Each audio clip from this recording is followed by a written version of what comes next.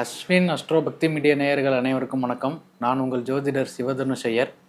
இன்றைக்கி நம்ம பார்க்கக்கூடிய அற்புதமான க்ஷேத்திரம், அதாவது கோவில் அப்படின்றத பார்த்தோம்னா, நமக்கு கவலைகள் ஓவராக இருக்குது. கவலை நீங்கிறதுக்கு எந்த மாதிரியான வழிபாடுகள் எடுத்துக்கணும்னா, முக்கியமான விஷயம் ஜாதக ரீதியாக பார்க்கும்போது சந்திரன் மீது ராகு கேதுக்கள் செல்லக்கூடிய காலம் அப்படின்றத சொல்லலாம். ப்ளஸ் நமக்கு 5ஆம் அதிபதி மீது ராகு கேதுக்கள் செல்லக்கூடிய காலம்ன்றது கவலைகள் உண்டாகக்கூடிய காலம். எதுக்குன்னே தெரில டிப்ரெஷன் ஆகும்.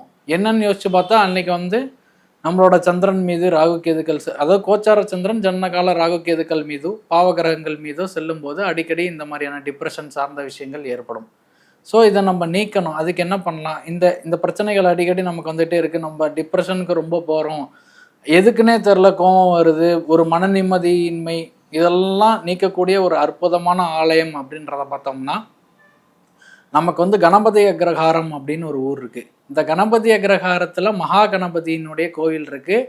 அந்த விநாயகரை பிரதிஷ்டை செய்யப்பட்டது யாராலன்றதை பார்த்தோம்னா, நம்ம அகஸ்திய மாமுனிவரால் பிரதிஷ்டை பண்ணப்பட்ட ஒரு அற்புதமான ஒரு விநாயகர் தான் நம்ம கணபதி அக்ரஹாரம் மகா கணபதி விநாயகர் அப்படின்னு சொல்லக்கூடியவர்.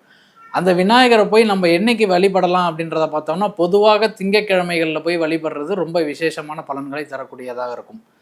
அதுபோல் உங்கள் சுய ஜாதகத்தை பார்த்து எந்த கிரகங்கள் வீக்காக இருக்கோ அதை எப்படி அந்த பாசிட்டிவ்லேருந்து, அதாவது அந்த நெகட்டிவ்லேருந்து பாசிட்டிவ் எனர்ஜிக்கு மாற்றக்கூடிய இடம் அப்படின்றது அந்த மனக்கவலைகளை பரிபூர்ணமாக நீக்கக்கூடிய ஆலயமாக அந்த மகா கணபதியினுடைய ஆலயம் இருக்குது. நீங்கள் திங்கட்கிழமை யமகண்ட நேரத்தில் அந்த கோவில் திறந்திருந்தால் அங்கே போய் உக்காந்துட்டுருங்க.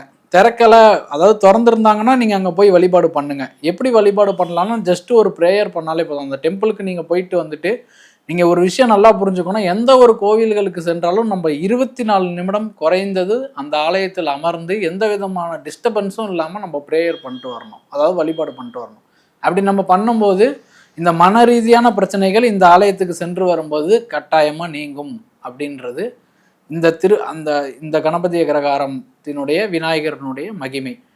ப்ளஸ் இதுக்கு எப்படி போகலாம், இந்த கோவிலுக்கு எப்படி போகலாம் அப்படின்றத பார்த்தோம்னா, நம்ம கூகுளில் இப்போ கணபதி அக்ரஹாரம் விநாயகர் டெம்பிள்னு போட்டாலே வந்துடுது. இப்போது அதெல்லாம் தெரியலங்க ஐயா, நாங்கள் வாட்ஸ்அப் யூஸ் பண்ணுறதில்ல அப்படின்ட்டு சில பெரியோர்கள்லாம் கேட்கறதுனால, நீங்கள் தஞ்சாவூரிலிருந்து திருவையாறு திருவையாறிலிருந்து கும்பகோணம் வரக்கூடிய சாலையில் இந்த ஆலயமானது அமையப்பட்டிருக்கு.